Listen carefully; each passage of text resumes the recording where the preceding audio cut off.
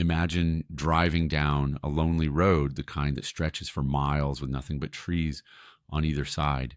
The kind of road where if something bad were to happen, there's no one around to see it, no one around to help. Now imagine you're 20 years old, adventurous and full of life. You're hitchhiking, trusting strangers to get you where you want to go. It's the late 1970s, a different time when hitchhiking wasn't seen as nearly as dangerous as it is today. That's exactly what Colleen Stan was doing on May 19th, 1977. She was on her way from her home in Oregon to a birthday party in Northern California. She had already caught a few rides that day. Then, on a quiet stretch of highway, she saw a car pull over.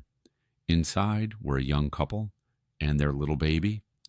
To Colleen, it seemed safe. What danger could possibly come from a car with a mom, a dad, and a baby? So she climbed in. What Colleen didn't know was that this moment, this one decision, was the start of a nightmare that would last 7 years. At first, everything felt normal. The couple introduced themselves as Cameron and Janice Hooker. They made small talk, laughed a little, and kept driving. But then something strange happened. Cameron pulled off the main road, saying he wanted to show Colleen some sights. That's when the mood in the car shifted. Suddenly, Cameron stopped. He pulled out a knife.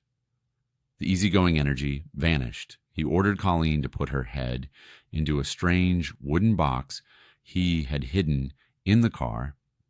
It was heavy, lined with padding, and designed to block out light and sound. In that moment, Colleen realized this wasn't just some impulsive act. This man had planned this. He slid the box over her head. The darkness was instant, suffocating. She could barely breathe. Panic set in. She tried to move, but the box was too heavy. She couldn't scream. She couldn't see. She couldn't fight. Cameron had just taken away her freedom in one move. He drove Colleen back to his home, a quiet house in Red Bluff, California. From the outside, the home looked completely ordinary.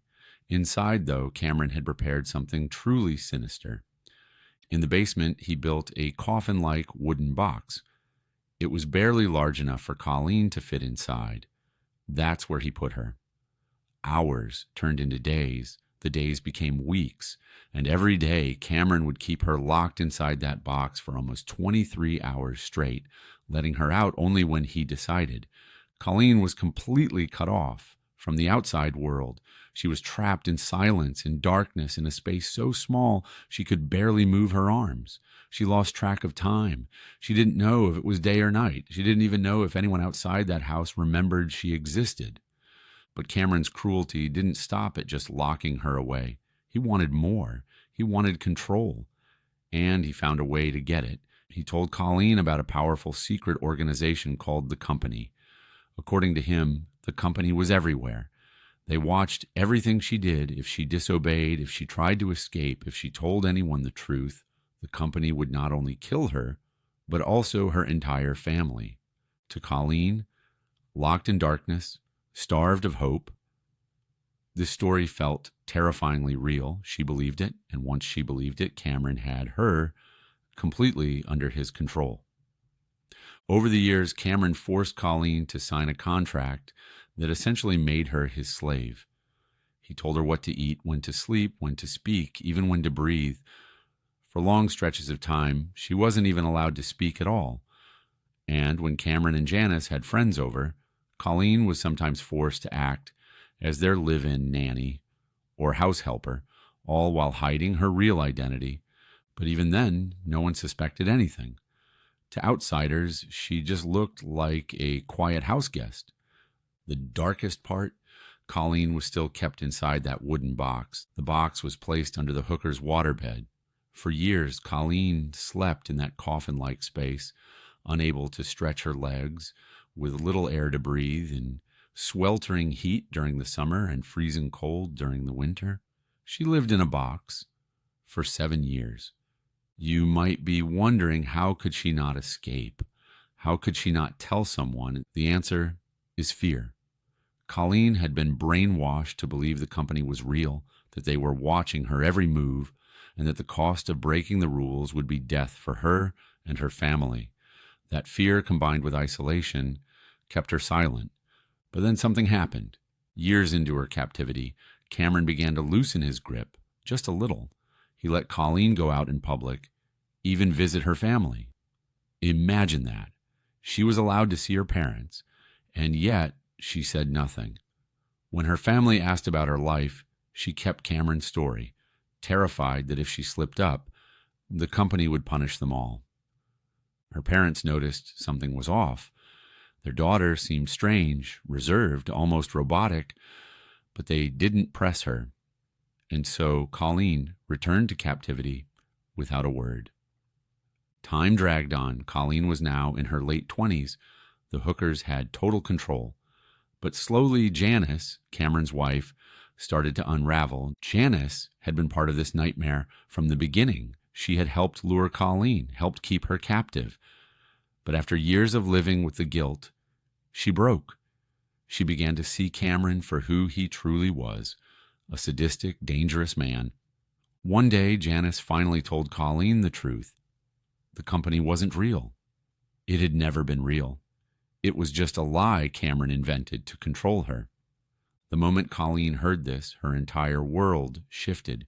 7 years of fear, of silence, of obedience, all built on a lie. With Janice's help, Colleen finally escaped. She called her family, and for the first time in years, she was free. When police learned the truth, Cameron Hooker was arrested. In 1985, he was convicted of kidnapping and sentenced to over 100 years in prison. Janice, in exchange for her testimony against him, was given immunity. Colleen's story shocked the world. Newspapers called her the girl in the box. It became one of the most disturbing cases of captivity in modern history. And here's the part that almost no one can believe. After everything she endured, after 7 years locked in a box, after being controlled, brainwashed, and nearly erased from existence, Colleen didn't hate Janice. She forgave her. She said the only way she could move on was by letting go of the hate. Today, Colleen Stan lives a quiet life, far from the spotlight, but her story continues to haunt anyone who hears it.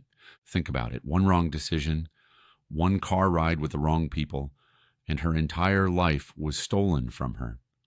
For 7 years, she lived in darkness, believing her every move was watched by an invisible force.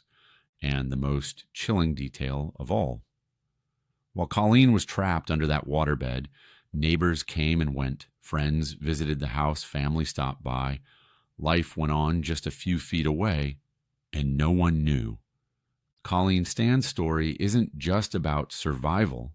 It's about the terrifying power of control, the way fear can cage a person's mind as tightly as any prison bars. The girl in the box lived in silence for 7 years, and when she finally broke free, the world could hardly believe it had happened at all. As always, visit us at readtherealstory.com for all the true crime stories and behind-the-scenes insights you won't find anywhere else.